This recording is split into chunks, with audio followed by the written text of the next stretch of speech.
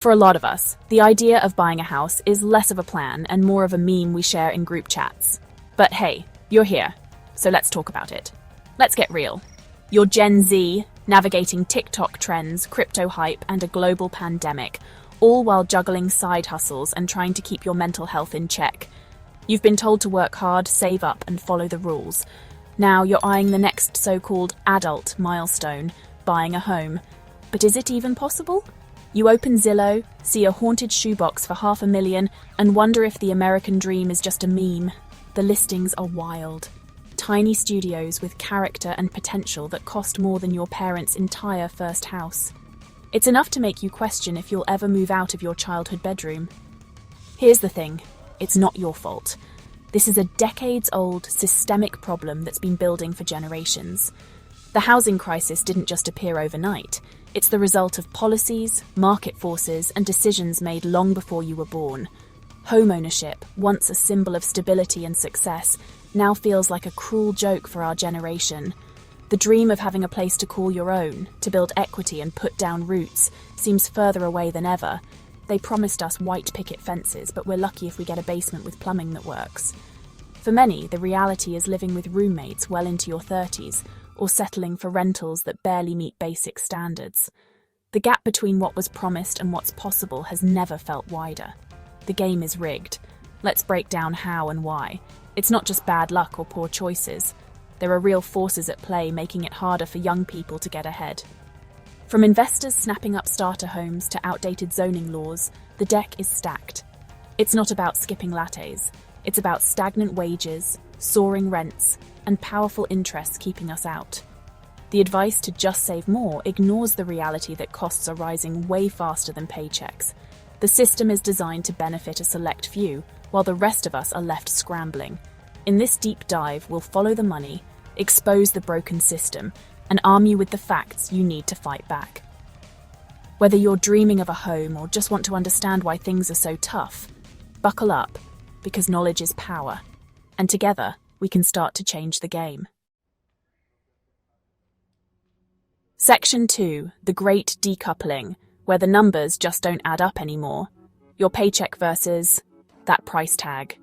It's a battle that feels rigged from the start, and for millions of young adults, it's a daily reality that shapes every decision. From where you live, to what you eat, to whether you can even dream of owning a home. Let's do some quick, infuriating math. Imagine working hard, budgeting, and still feeling like you're running in place. In 1970, a house cost about 2.5 times the median income. Fast forward to today, and that same house now costs nearly 6 times the median income. That's not just inflation, that's a seismic shift in what it takes to build a life. Sure, median income has gone up, but home prices have gone stratospheric, outpacing wages by a mile. The gap keeps widening, and it's not just homes. Rent, groceries, and even basic necessities are eating up bigger chunks of every paycheck. Saving a 20% down payment on a median home now takes over a decade, if prices don't rise even more while you're saving. For many, the dream of homeownership feels like chasing a mirage. The goalposts aren't just moving, they're on another planet. Every time you get closer, the target shifts further away, making it feel impossible to catch up. This isn't about personal finance skills or not working hard enough. It's a broken economic engine that's left an entire generation behind, no matter how hard they try. Productivity and profits have soared to record highs, but workers' share of the pie has flatlined. The wealth created isn't trickling down, it's pooling at the top.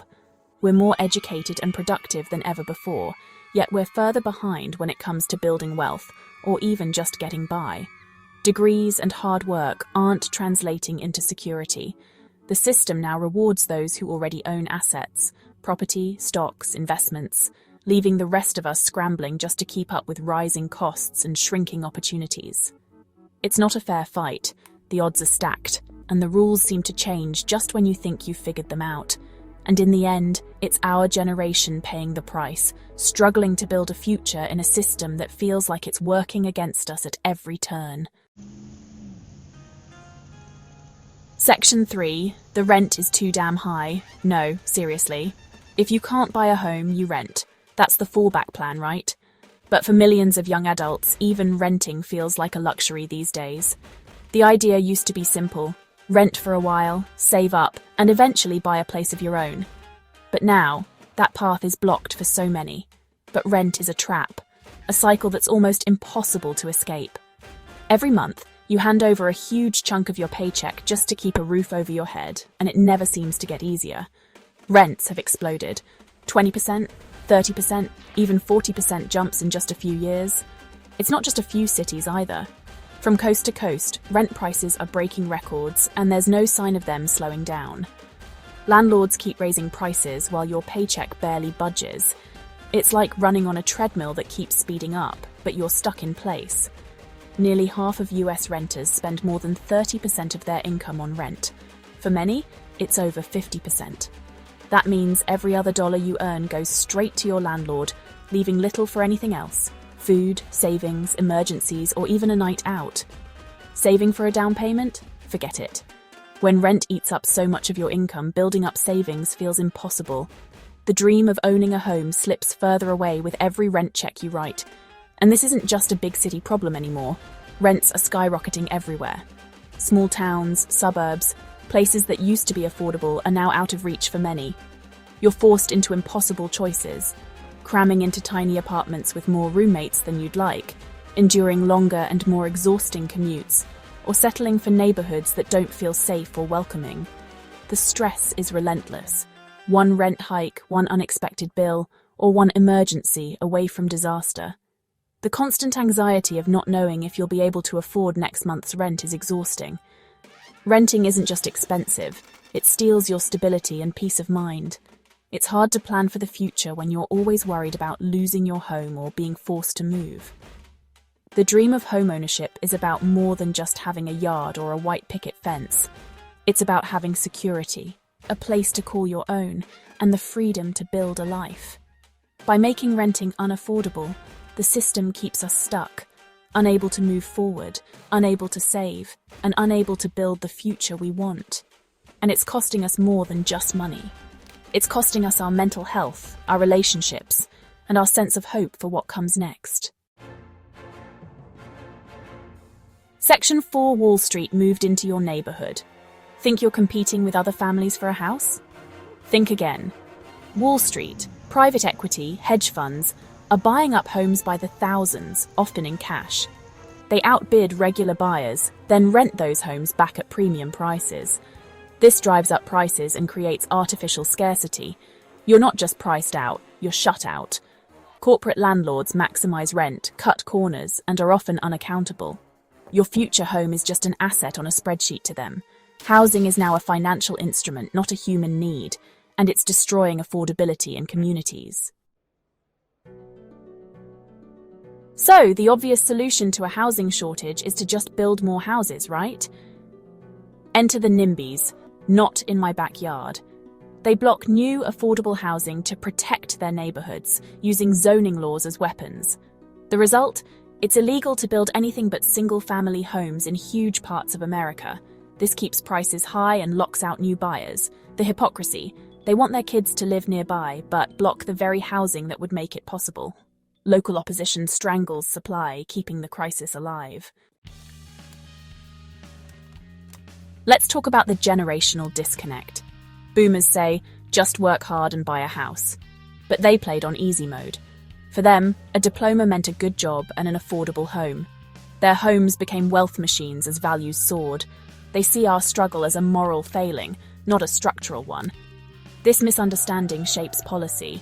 Politicians protect existing homeowners, not first-time buyers. The result? One generation's security comes at the expense of the next. The divide is real, and it's political.